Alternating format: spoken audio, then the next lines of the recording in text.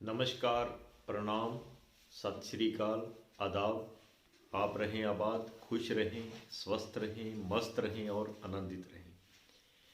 आज एक छोटा सा फार्मूला है कि आप सबको पता ही है सर्दी बहुत ज़्यादा है, तो सर्दी में बच्चों को भी बड़ों को भी खांसी की जो प्रॉब्लम है वो ज़्यादा होती है, क्योंकि पित्त जो है, वात पित्त कफ तीन चीज़ें होती है।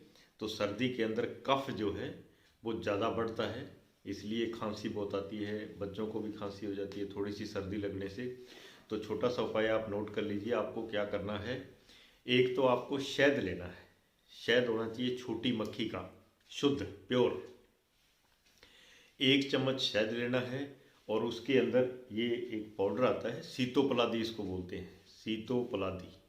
डाबर कंपनी का मिल जाएगा, ये ऐसी डब्बी होगी। तो 1 चम्मच ये पाउडर लेना है, 1 चम्मच शहद, दोनों को मिक्स करके, बड़े लोग जो मान लो 10 साल से ऊपर है, 1 चम्मच शहद, 1 चम्मच सीतोपलादी चूर्ण, दोनों को मिक्स करके बढ़िया, और उसको रात को सोते समय खाना खाने के बाद चाट लेंगे या उसको खा लेंगे, ठीक है ना। तो इससे आप सुबह जब उठेंगे तो खांसी बिल्कुल समाप्त हो जाएगी। और जो छोटे बच्चे हैं उनको आधा चम्मच शहद और आधा चम्मच ये सीतोपलादी चूर्ण जो है वो आपको देना है, तो सुबह तक खांसी बिल्कुल ठीक रहेगी।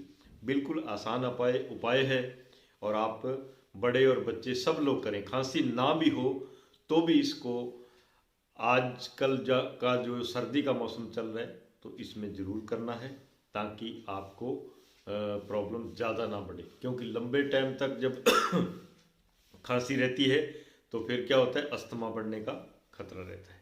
तो ये छोटा सा प्रयोग जरूर करेंगे। नमस्कार, प्रणाम।